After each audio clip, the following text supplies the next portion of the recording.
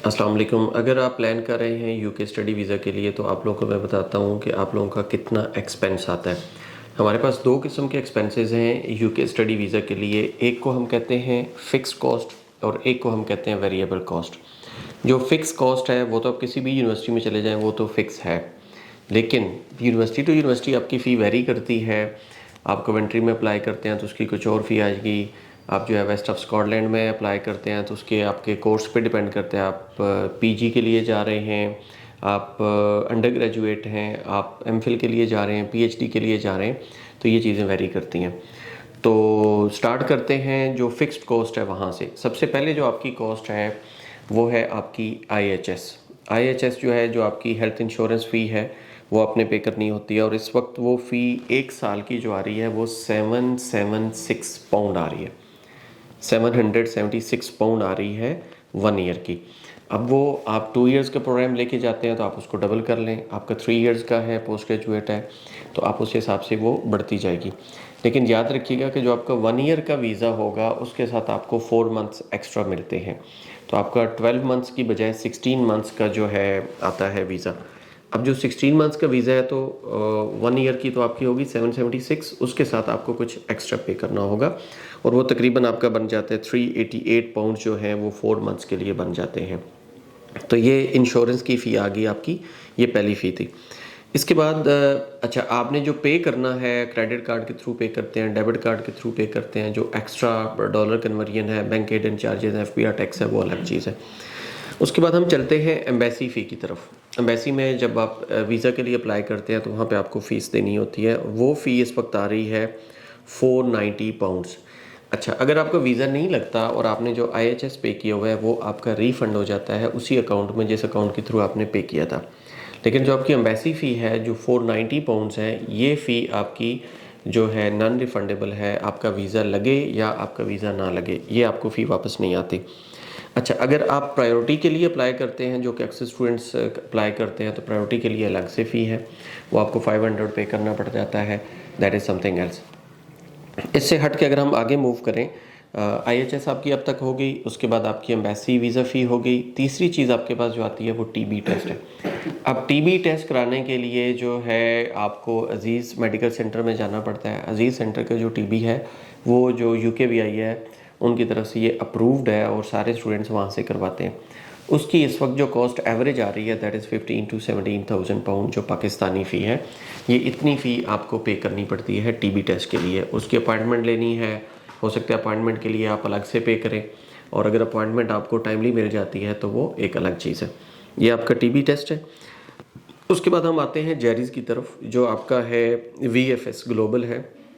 VFS global में आप जाते हैं तो आपको पता है कि जहाँ आप रह रहे हैं यहाँ प्रायोरिटी का चक्कर होता ही है, तो आप प्रायोरिटी फ़ी अलग से पे करेंगे तो आपको 70 to 80 पाउंड्स आपको ये पड़ जाती है। अच्छी भली आपको ये भी फ़ी पड़ जाती है जहाँ पे आपने अपने जाके बायोमेट्रिक कराना होता है या फिर आपने अपने डॉक्यूमेंट स्कैन करवाने होते हैं। ये अब तक जो मैंने आपको फ़ी बताई है ये वो फ़ी है जो फिक्स्ड कॉस्ट है, ठीक है। फिक्स्ड कॉस्ट है आपके पास 776 पाउंड्स पर ईयर है। आप 16 मंथ का वीज़ा लेते हैं तो आपका वो 388 एक्स्ट्रा हो जाएगा, और आपका 2 ईयर्स का है तो आप मल्टीप्लाई कर लें इसको 2 से, 3 ईयर का है तो आप 3 के साथ मल्टीप्लाई कर लेते हैं। उसके बाद आपके पास आ जाती है एम्बेसी फ़ी, जो कि वीज़ा फ़ी है 490 पाउंड्स है।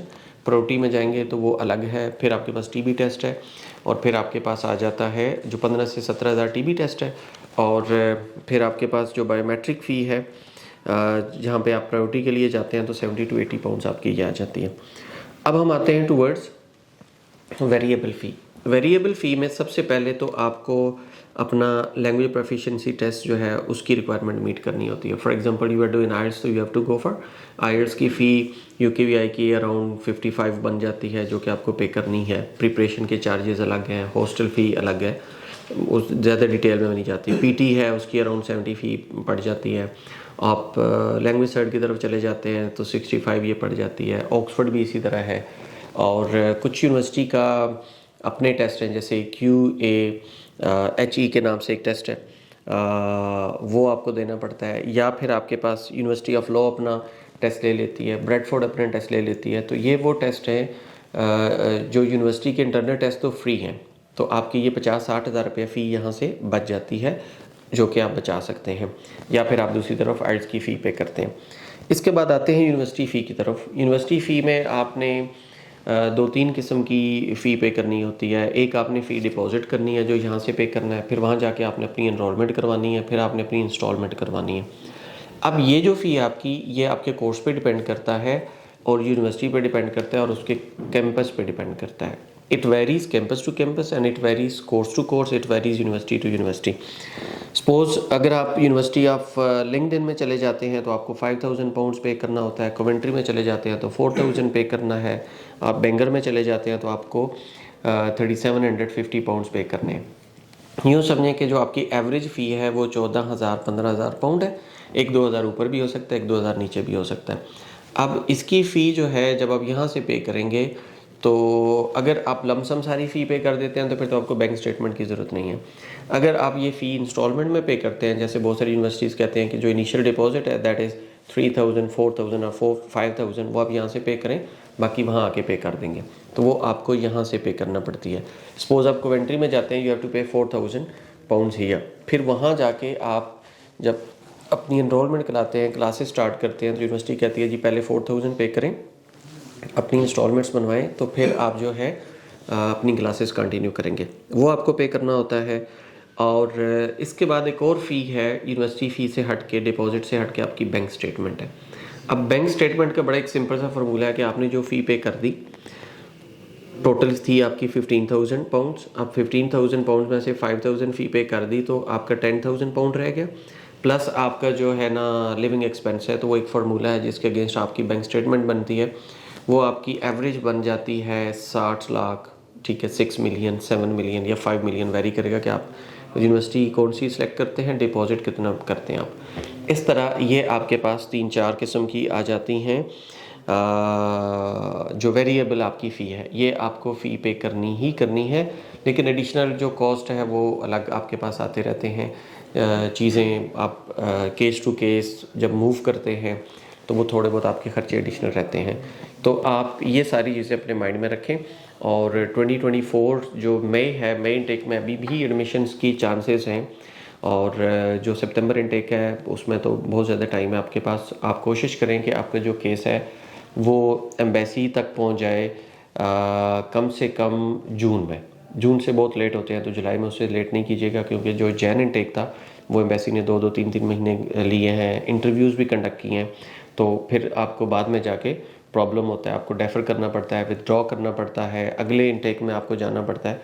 तो उन सारी चीज़ों से बचने के लिए अपना आइल्स पीटी अभी तैयार करें। रमज़ान की वजह से ये आपके माइंड में नहीं होने चाहिए कि रमज़ान है तो मैं बाद में रमज़ान के करूँगा, क्योंकि आपके पास आगे टाइम नहीं है। तो आप अभी से अपना आइल्स प्रिपेयर करें, पीटी प्रिपेयर करें, अपने डॉक्यूमेंट्स हमें भेजें, हम आपका केस प्रोसेस करेंगे और टाइम टू टाइम हम आपको गाइड करते जाएंगे। अपना बहुत ख्याल रखिएगा। Thank you so much, take care, अल्लाह हाफिज़।